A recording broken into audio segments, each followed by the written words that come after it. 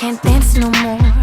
When the jury gas pipe boom boom sings outside the door, we can't think no more.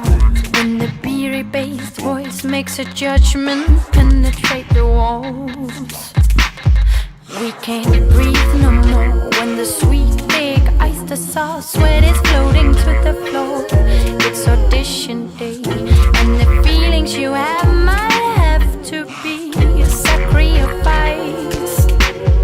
Feel the heartbeat. Bum bum bum bum bum bum bum bum bum bum bum bum bum bum bum. Feel the heartbeat. Bum bum bum bum. Det var utroligt spændende og virkelig sjovt at lave, at man følte lige pludselig, at man havde lært noget nyt. Dansk blev lige pludselig meget større, end jeg havde været før.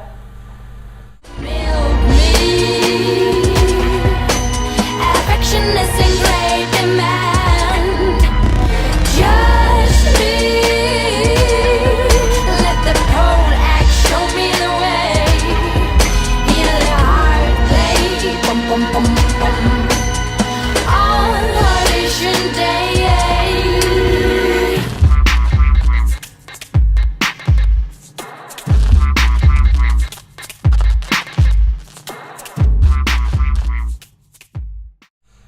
Så har vi også haft en udfordring, hvor vi skulle koreografere til nogen, der aldrig havde prøvet dansk før.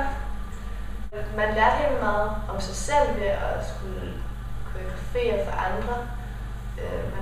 Jeg fandt ud af mange andre sider af mig selv, som jeg måske ikke kendte, og jeg lærte sådan, ligesom, tage kontrollen, når ting løb løbsk, og samtidig med at stadig høre på andres idéer, og sådan, bearbejde dem og overveje det, og så tage en beslutning.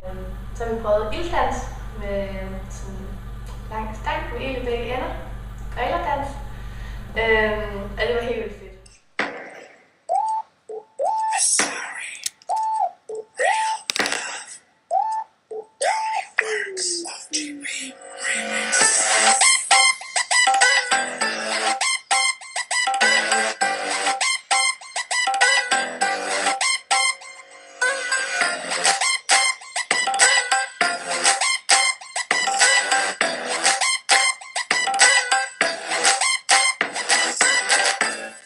I was there all along when you'd be doing things I would want you. I picture you and me all alone.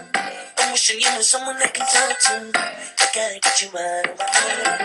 But baby girl, I gotta see you once again. Again. It's real love that you don't know about. Okay. Rasmus, hvad er dit forhold til dans?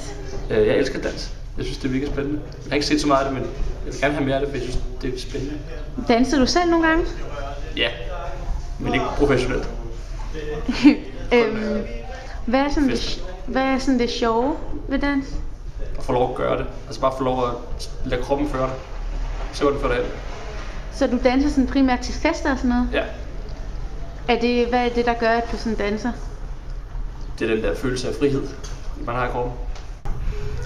Emil, hvad er dit forhold til dans? Det er noget, jeg har set i musikvideoer eller til forskellige shows og arrangementer. Det kan være meget fint. Og de piger, der som regel danser, er som regel også enormt søde. Det er mit forhold til dans. Danser du nogle gange selv? Ja, når jeg drikker mig rigtig fuld, så er jeg jo kendt ude i byen som lidt af en flottenheimer på dansegulvet. Synes du selv, du er god til at danse?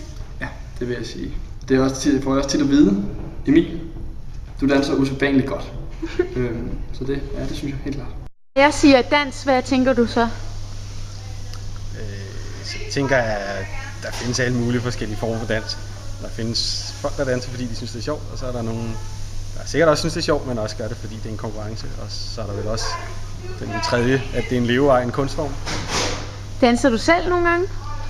Kun hvis jeg bliver rigtig fuld. Så du forbinder det sådan med fest og sådan noget? For mit eget vedkommende, ja.